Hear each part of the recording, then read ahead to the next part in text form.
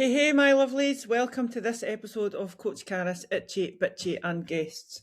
I hope you are all well. I'm going to speak about sleep disruption today based on the clocks going forward. When the clocks go forward, obviously, hello, lighter evenings, which is amazing. Of course it is. It's amazing. It feels like summer is coming. And it can feel very positive on the surface. But physiologically, so what it does to our body, it can have a short-term impact on our body, which can have a ripple effect onto our motivation, our discipline, our sleep, and even fat loss. Obviously, I am doing this podcast because it's had an effect on me. We're only on day 2. And I just want to chat about this and the difference that it can make to your sleep, your motivation, your discipline, etc., and which in turn can make a difference to your fat loss. Just so you know that you're not alone and that it's actually quite normal. And also, that we sometimes don't realise that it has an effect on us, because a lot of us midlife women think that we should be all over it, and we can't understand why we're not. Obviously, I'm not giving you a free pass, but when the clocks go forward, right, we lose an hour's sleep. Everybody knows that. Spring forward, blah, blah, blah, blah, blah, back. Can't even remember the saying, all right? But it can knock your circadian rhythm, which is the rhythm that you have when you sleep. And that is the nice thing that makes us feel all normal, right? So lack of sleep is connected to directly motivation, discipline, fat loss, all right?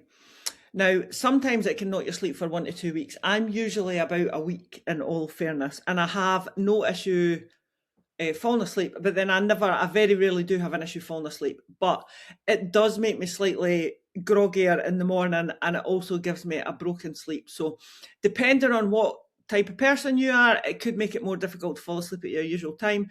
It could make it more difficult for you to get up in the morning. So like bounce out your bed, raring to go, going about like a shark, biting everything on a Monday morning. But also, the other thing it can do is it can just lower your sleep quality. So even though you're getting 7 hours, 8 hours, 9 hours, whatever your usual hours is, it's just not as good quality sleep. So you just feel a bit bleh in the morning. And the reason that I'm speaking about this is because for the world of fat loss and the world of midlife and the world of managing your perimenopause symptoms, there are 2 things at the base of your pyramid. So you want your nice sturdy base. One of them is sleep, one of them is nutrition. So when our sleep's disturbed, it can affect the other thing as well. Also, when we're sleep deprived, right, our motivation can drop. Now, I am not a lover of motivation. You all know that. I much prefer discipline, because motivation is a fickle bedfellow. But if you do rely on motivation and your motivation is quite high most of the time, the lack of sleep can affect your motivation, all right? So we get reduced dopamine sensitivity, which your dopamine is it's that chemical that just drives you. It keeps you going. It makes you feel good. It lets you understand that if you do X, you'll feel better after it. If you do Y, you'll feel better after it. Like, it's the thing that motivates you and forces you to go for a walk or to do your training session or to eat well. So that our brain doesn't pick it up so much when we're tired. So everything can just feel like it just feels like it takes a lot more effort to do the basic things. And at this point, you're more likely to say, I'll just do it tomorrow. I'll just patch the gym. I'll do it tomorrow. I'll just patch my walk. I'll do it tomorrow. Right? And every now and again, that's okay, providing you do it tomorrow. So give yourself a deal that if you're going to patch something because you're tired and you haven't slept properly, that you don't patch it a second day. Because if you ditch it a second day, then it becomes a third day, then it becomes a fourth day. Before you know it, it's a week, it's a fortnight, it's a month, and you're going to massively struggle to get back into things. So by all means, ladies, take the day off if that's what you need to do, but you don't get to have 2 days off. All right. I have put a poll in my client groups this morning about the clocks going forward and whether it affects your sleep. So I'm interested to see what they say. A lot of the time we will say, I can't be bothered, I feel a bit flat, I feel a bit off. And it can be just your body reacting to the clocks going forward. Discipline, you know what my thoughts are on discipline, all right? Discipline beats motivation every single time. But discipline is so related to willpower, it's related to decision making, and disrupted sleep. It weakens our impulse control, which means we're more likely to give in to our cravings or our laziness or our brain telling us just to sit on the sofa. All right, the energy that we have around the statement of I can't be arsed can get bigger, and it just makes your habits, your daily habits that you've been working on, your sleep, your water, your good nutrition, your daily steps, your exercise, it can just make them feel a bit harder. So even though most of my clients are all over it most of the time, as I am, this can lead to you skipping workouts, snacking more, and it can lead to you losing structure. Now, yesterday, I was an absolute car crash yesterday. I kid you not, right? And I think part of it was I've just done the 4 workouts for the quarterfinals for CrossFit, right? And it was 4 workouts over 4 days. And they weren't particularly, like, I would normally train 4 days in a row, and I'm absolutely fine. But obviously, because it's a competition, I went a bit harder. The weights were a bit heavier than the weights were a bit heavier than I would have liked. There was movements in it that I'm still learning. So it took a lot of brain power. It took a lot out of me. It took a lot of adrenaline. So I was absolutely burst by the time Sunday came. And then obviously we're into, got an hour's less sleep on Saturday, an hour's less sleep on Sunday. Yesterday, literally a car crash. I mean, I was that much of a car crash that I actually let the ladies that lift pick any dumbbell they wanted to, which I would never do.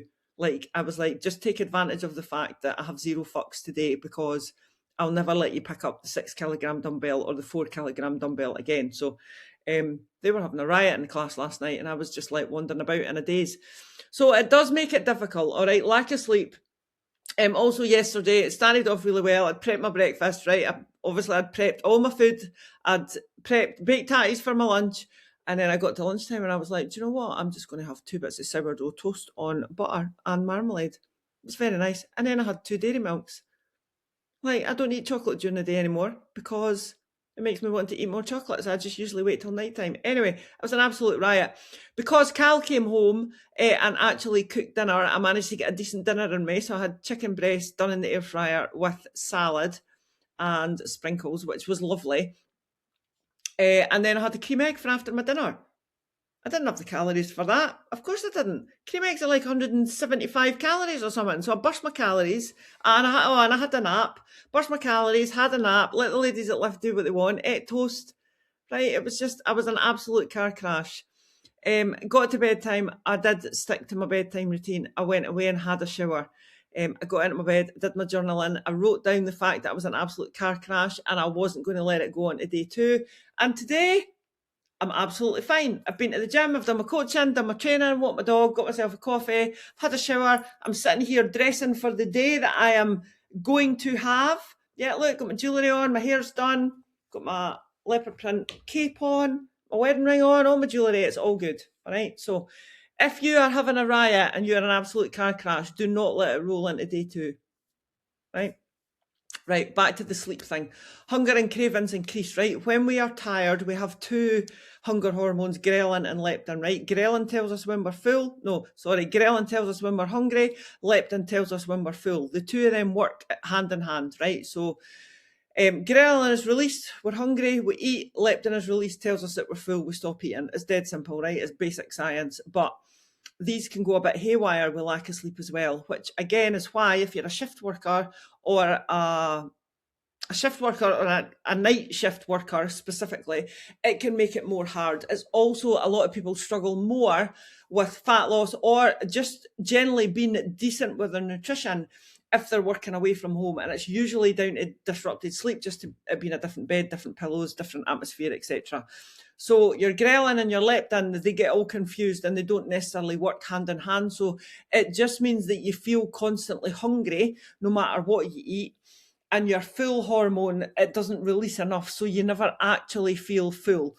Because you feel tired and because you feel constantly hungry, your brain will tell you that it needs food now. The quickest way for your brain to get food into your stomach or up to its brain for energy is just to eat carbs. So hence yesterday why I was eating toast and chocolate. It was bloody good, by the way. It was sourdough bread on hot with butter on it, hot, so it was all melted. It was amazing, but it's not conducive to the current fat life goals, but it was one day, so I've put it aside.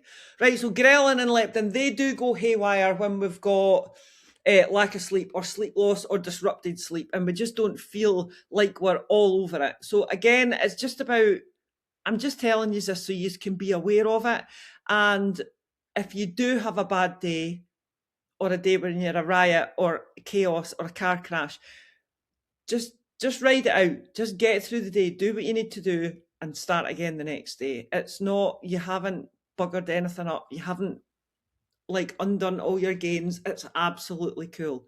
All right, so you will get more cravings, especially sugar and high carb food, because that's your brain telling you that it needs energy now. You'll get less satisfaction from meals, so you'll feel hungry even when you've eaten. And this also often leads to more evening snacking. Cream egg. Cream egg is also very nice, by the way. How do you eat your cream egg? I like to bite the top off and then hollow the fondant stuff out with my finger, my pinky, and then to save the chocolate till last. Cal just eats his. I think is that maybe a girl and a boy thing? Anyway, how do you eat your cream egg? Right, so be aware of this, all right? So short term, you can feel like your fat loss is stalling. Now, bearing in mind, I'm speaking short term here, all right? Clocks going forward or back can disrupt your sleep for 1 to 2 weeks. You can feel groggy in the morning. You can struggle to sleep. You can struggle to fall asleep. Your sleep will just be less quality sleep. So what this does in turn, right, your fat loss hasn't stalled, all right? The scales might jump up. My scales jumped up this morning because I had 2 gigantic slices of sourdough on butter for my lunch with chocolate. So I had 2 bars of dairy milk, little mini 4 squares of dairy milk, and a cream egg and a dairy milk at night, right? That's way more chocolate than I eat. I never have 2 slices of bread, 2 big slices of bread for my lunch, never. So the scales were up this morning. It's cool, all right? But what this can in turn do when you've had a shitty sleep is it lowers your NEAT. So your NEAT is the energy that you expend when you're doing your activity that's not exercise. So things like just getting off the sofa to make a cup of tea, running up and down the stairs to the toilet, going for a walk, all right? So it can impact all of that. So it ends up that you move more. You also may have a higher calorie intake, which I had yesterday, which in turn can make you feel like your fat loss is stalling.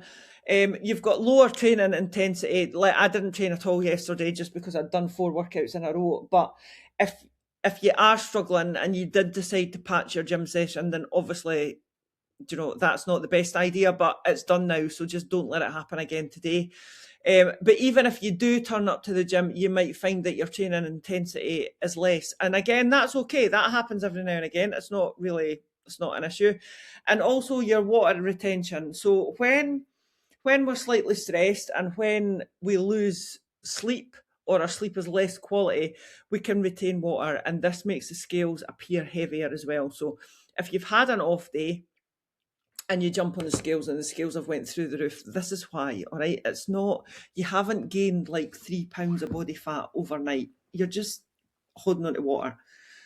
So you might say the way that this might look for you is you might feel bloated, your waistband might feel a bit tight, your face might look a bit puffier, you might just feel a bit puffier and a bit chubbier. The scales might go up, and then this will automatically lead to you thinking to yourself, oh, well, I fucked it, I've fallen off the wagon, and then you'll just stop trying. Don't. Just restart the next day. You will be back into it in a couple of days' time. It's just a temporary blip, all right? Plus side though, once your body adjusts and your brain adjusts and you get all sorted and everything goes back to normal, like I said, usually within a week or 2, all right, we've got more daylight at night, right? This This puts everybody in a better mood. We're not just getting up in the dark, going to our work, coming home in the dark. Do you know, we've got daylight. A couple of weeks' time, it will be light again in the morning. So we'll have light in the morning and light at night time, which is amazing, right? Gives you better energy in the evenings. You might be more inclined to go out for a walk instead of just sitting on the sofa doing the Netflix and chill thing.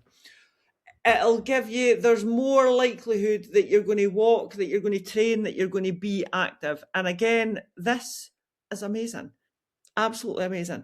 And also, if you think about it, right, we've got 6 months of this coming up, 7 months of this. So it's going to give you, it's going to motivate you, it's going to give you discipline to be consistent over the long term, which is always what we're looking for. We're looking for consistency over time, no matter what your goal is, no matter what your thing is, all right?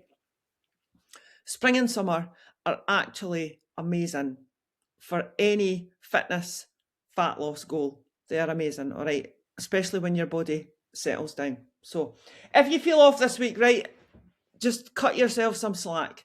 If you miss a day, that's okay. Don't miss 2 days. Keep your wake up time consistent. Keep your alarm set. Go to your bed at the same time. Get outside in the morning as soon as you can. In the daylight, get outside. All right. And again, don't rely on motivation. It's a fickle bedfellow.